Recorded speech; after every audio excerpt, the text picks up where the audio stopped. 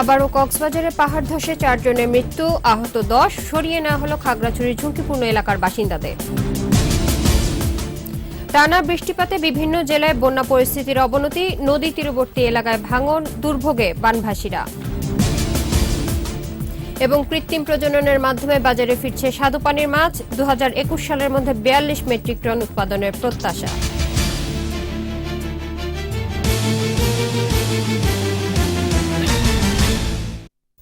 শুনছিলেন first security ইসলামী bank limited সংবাদ শিরোনাম। আমন্ত্রণ জানাচ্ছি সকাল 9টার 21 সংবাদে, সাথে আছি ইসরাত জাহান।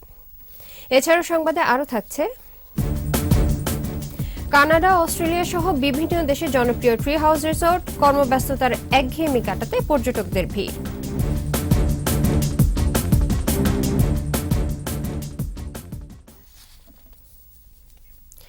ভারী বৃষ্টিপাতের কারণে কক্সবাজার সদর ও রামুতে পাহাড় ধসের ঘটনায় শিশুসহ 4 জনের মৃত্যু হয়েছে।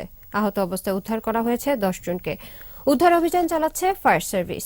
এছাড়া জেলার টেকনাফ সহ আরও কয়েকটি জায়গায় পাহাড় ধসের ঘটনা ঘটেছে।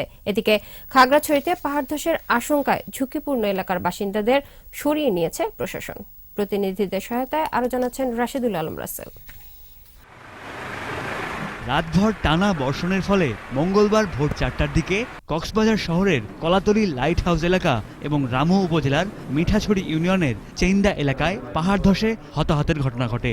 এর মধ্যে কলাতলীতে 2 জন ও রামুতে 2 শিশুর মৃত্যু হয়েছে। আহত অবস্থায় আরও 10 জনকে উদ্ধার করা হয়েছে। ফায়ার সার্ভিসের কর্মীরা ঘটনাস্থলে পৌঁছে আহতদের 4 জনকে হাসপাতালে ভর্তি করে। নিহতরা হলেন কক্সবাজার লাইট হাউস এলাকার মোহাম্মদ শাহেদ ও সাদ্দাম হোসেন এবং রামুর চেইন্দা এলাকার একই পরিবারের 2 শিশু সাইমা ও জিহান। একটার সময় ওইখানে পাহাড় পড়ে আবার আমাদের গাড়ির উপর যাবা। হঠাৎ করে একটা আওয়াজ শব্দ পাই। আওয়াজ শব্দ হওয়ার পরে এলাকার পাশে যারা আছে তারা দূরে এসে দেখে পাহাড় ধসেছে। 4 জনেই হসপিটালে আছে, তার থেকে 2 জন মারা গেছে আর 2 জন এখনো গুরুতর অবস্থায়। এছাড়া সদরের পাহাড়তলী সহ উখিয়া ও টেকনাফেও পাহাড় ধসের ঘটনা ঘটেছে। এতে অন্তত আরও কয়েকজন আহত হয়েছেন বলে জানিয়েছে স্থানীয়রা। গেল 24 ঘন্টায় কক্সবাজার জেলায় বৃষ্টিপাত হয়েছে 208 মিলিমিটার।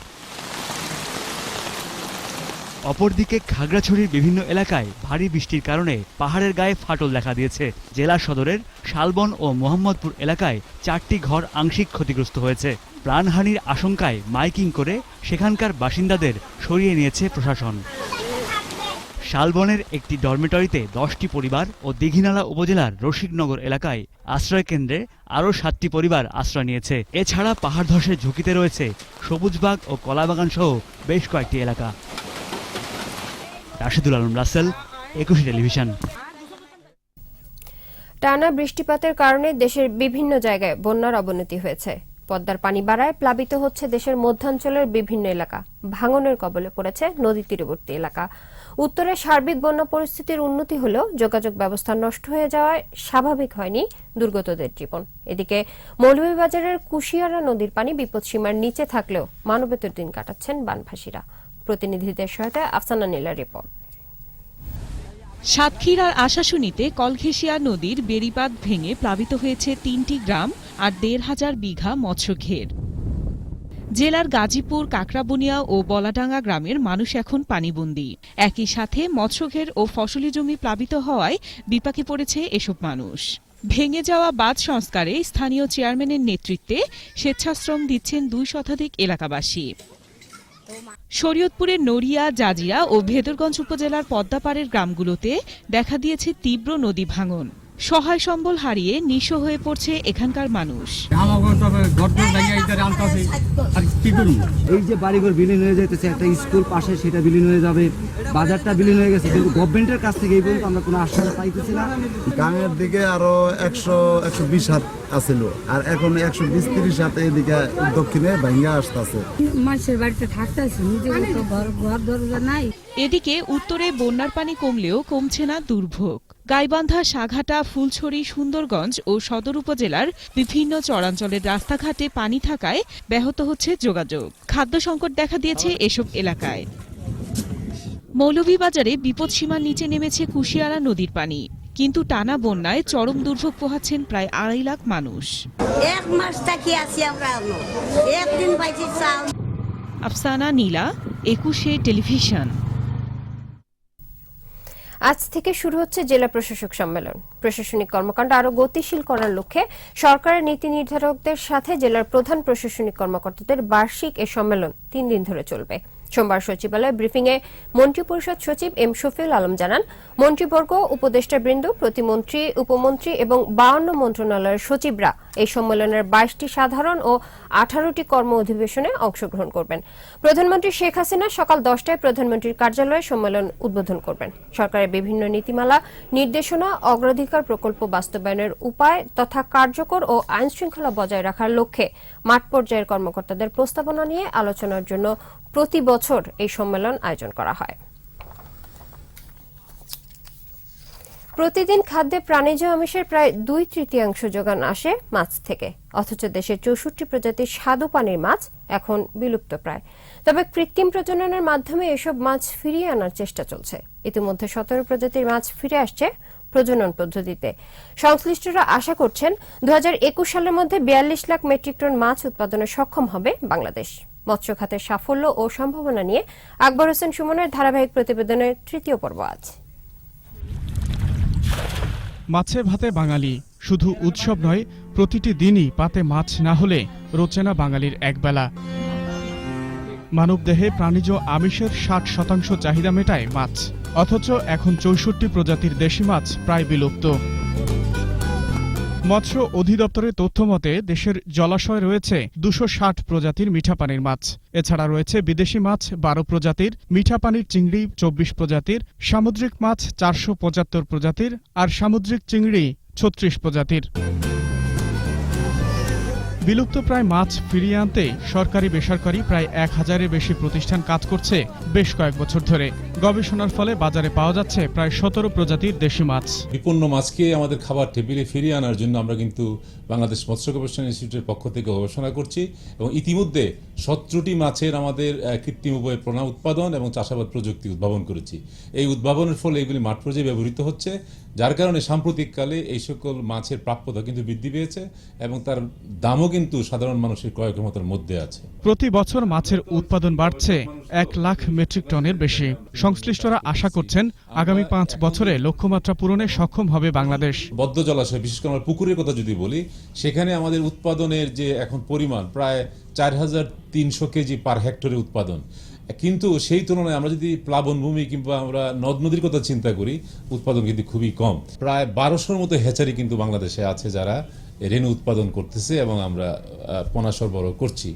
স্বাস্থ্যগত দিক বিবেচনা করলে এই জাতীয় পোনার কোনো নেতিবাচক প্রভাব মানবদেহে নাই।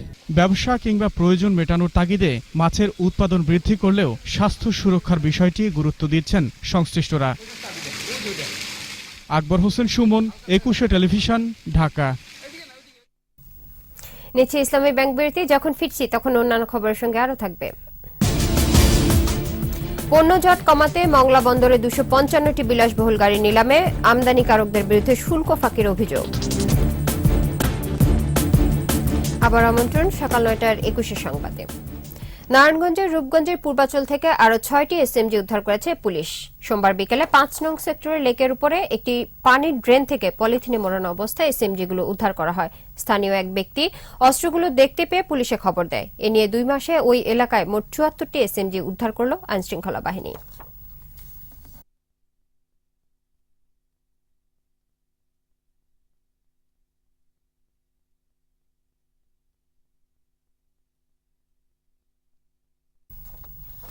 পণ্য জট কমাতে মংলা বন্দরে 255টি বিলাসবহুল গাড়ি নিলামে উঠছে আজ।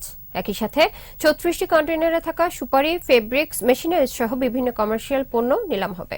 পাজেরো, ল্যান্ড ক্রুজার, এলিয়ন, করলা, প্রিমিও ও হায়াসের মতো এসব বিলাসবহুল গাড়ি দীর্ঘদিন পড়ে আছে মংলা বন্দরের জেটিতে। নিয়ম অনুযায়ী 30 দিনের মধ্যে সেগুলো ছাড় না করা নয়, নিলামে দিচ্ছে বন্দর কর্তৃপক্ষ। বন্দর সংশ্লিষ্টরা বলছেন, শুল্ক ফাঁকি দিতেই নির্দিষ্ট সময়ে পণ্যগুলো ছাড় করায়নি আমদানিকারকরা।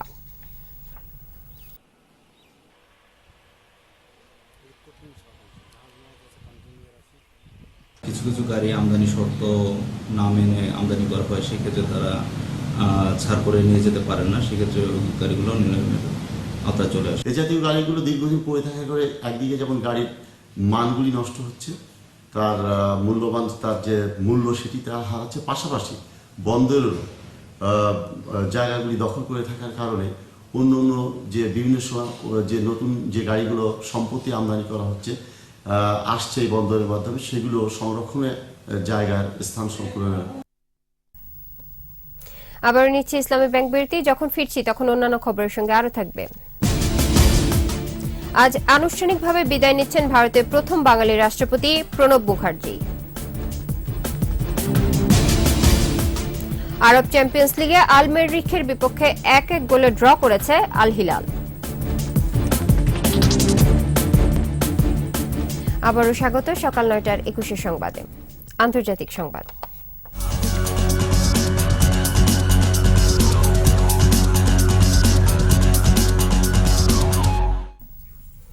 ভারতের প্রথম বাঙালি রাষ্ট্রপতি প্রণব মুখার্জি আনুষ্ঠানিকভাবে বিদায় নিচ্ছেন আজ। নতুন রাষ্ট্রপতি রামনাথ কোবিন্দের হাতে ক্ষমতা বুঝিয়ে দিয়ে রাষ্ট্রপতি ভবন থেকে বিদায় নেবেন তিনি। এর আগে জাতির উদ্দেশ্যে এক বিদায়ী ভাষণ দেন তিনি। রাষ্ট্রপতি হিসেবে তাঁর উপর আস্থা ও ভরসার জন্য জনগণের প্রতি কৃতজ্ঞতা জানান প্রণব মুখার্জি। ক্ষমতা হস্তান্তরের পর দিল্লির 10 নম্বর রাজাজি মার্গের সরকারি বাসভবনে অবসর জীবন কাটাবেন বিদায়ী রাষ্ট্রপতি। রাষ্ট্রপতি হওয়ার আগে প্রণব 5 বার ভারতীয় পার্লামেন্টের উচ্চকক্ষ রাজ্যসভার সদস্য ছিলেন। নিম্নকক্ষ লোকসভার সদস্য হিসেবে কাটিয়েছেন 10 বছর। পূর্ব জেরুজালেমের আল আকসা মসজিদ থেকে বিতর্কিত মেটাল ডিটেক্টর সরানো হলেও সিসি ক্যামেরা বহাল থাকছে। নিরাপত্তাজনিত বিতর্কিত কিছু ব্যবস্থাকে ঘিরে সংঘর্ষ ও উত্তেজনার পর তা প্রত্যাহারের সিদ্ধান্ত নিয়েছে ইসরায়েল। জাতিসংঘের নিরাপত্তা পরিষদের বৈঠকের পর এই সিদ্ধান্ত নেয় দেশটি। এর আগে বিষয়টি নিয়ে আশঙ্কার কথা জানান জাতিসংঘের মধ্যপ্রাচ্য বিষয়ক দূত নিকোলাই স্লাদেসনভ। বলেন, সমাধান না হলে মুসলিম বিশ্বে উত্তেজনা ছড়িয়ে পড়তে পারে। আল আকসা মসজিদে প্রবেশকে কেন্দ্র করে গেল কয়েকদিনের সংঘর্ষে এ পর্যন্ত প্রাণ হারিয়েছেন অন্তত 8 জন।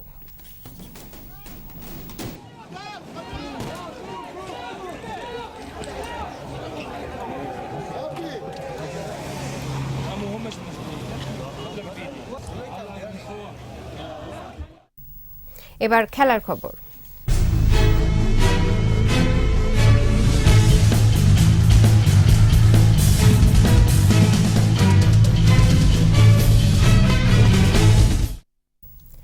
আরব চ্যাম্পিয়ন্স লিগে আল মেরিখের সঙ্গে 1-1 গোলে ড্র করেছে আল হিলাল। সি গ্রুপের ম্যাচে শুরু থেকে সৌদি আরবের আল হিলাল ক্লাবের সঙ্গে সমান তালে লড়তে থাকে সুদানের আল মেরিখ।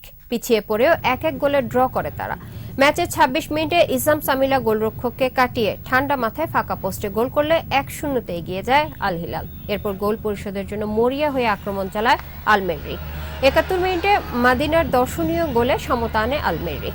বাকি সময় আর গোল না হলে ড্র নিয়ে মাঠ ছাড়ে দুদল।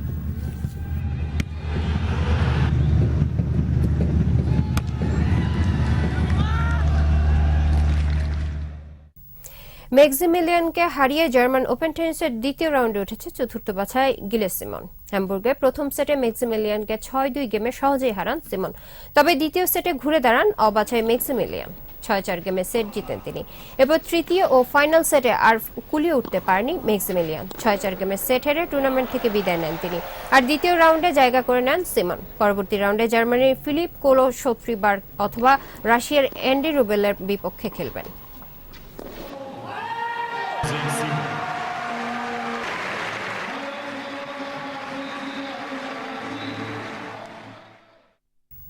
শেষ করছি ট্রি হাউস রিসর্টের খবর দিয়ে।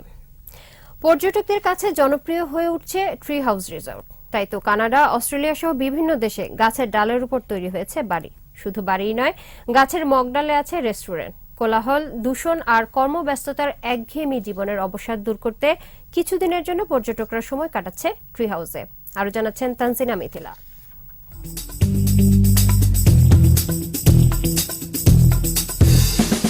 গাছের ডালের ওপর বাড়ি ট্রি হাউস নামেই পরিচিত। আকৃতিতে বিভিন্ন ধরনের হয় ট্রি হাউসগুলো। শহরের মানুষ কাজের চাপে যখন বিপর্যস্ত, তখন কোলাহল এড়িয়ে খানিকটা নির্জনতা খোঁজেন। ছুটে যান গাছপালায় ঘেরা নিবিড় সবুজের মাঝে। প্রকৃতিপ্রেমী এসব পর্যটকদের কথা মাথায় রেখে কানাডা, সুইডেন, থাইল্যান্ড, নিউজিল্যান্ড, যুক্তরাষ্ট্র, ভারত সহ বিশ্বের বেশ কিছু দেশে গড়ে উঠেছে ট্রি হাউস রিসোর্ট। গাছে গাছে বানানো হয়েছে থাকার জন্য বাড়ি। অবকাশ যাপনের জন্য কাঠ, বাঁশ ও কাচের তৈরি এসব রিসোর্টে ওয়াইফাই সংযোগ সহ রয়েছে আধুনিক সব সুযোগ সুবিধা। মগডালে তৈরি হয়েছে রেস্টুরেন্টও। খাবার চাইলে ওয়েটার দড়িপথের ওপর দিয়ে এসে খাবার পরিবেশন করে। পর্যটকরা বলছেন, নিরিবিলি নিজের মতো করে সময় কাটাতে ট্রি হাউসদের জুড়ি নেই। তানজিনা মিথিলা, 21 টেলিভিশন। আর এর সাথে শেষ করছি সকাল 9টার 21 সংবাদ। তবে যাবার আগে ফার্স্ট সিকিউরিটি ইসলামী ব্যাংক লিমিটেড সংবাদ শিরোনামগুলো আরো একবার। আবারও কক্সবাজারে পাহাড় ধসে 4 জনের মৃত্যু, আহত 10, সরিয়ে নেওয়া হলো খাগড়াছড়ির ঝুঁকিপূর্ণ এলাকার বাসিন্দাদের। টানা বৃষ্টিপাতে বিভিন্ন জেলায় বন্যা পরিস্থিতির অবনতি, নদী তীরবর্তী এলাকায় ভাঙন, দুর্ভোগে বানভাসীরা। এবং কৃত্রিম প্রজননের মাধ্যমে বাজারে ফিরছে স্বাদুপানির মাছ, 2021 সালের মধ্যে 42 মেট্রিক টন উৎপাদনের প্রত্যাশা। সর্বশেষ খবর জানতে ডায়াল করুন 2021 নম্বরে আর ভিজিট করুন 21-tv.com এই ওয়েবসাইটে। এছাড়াও ফেসবুকে লগ ইন করতে পারেন facebook.com/2124 অনলাইনে। পরবর্তী সংবাদ বেলা 11টায় দেখার আমন্ত্রণ রইল। ধন্যবাদ।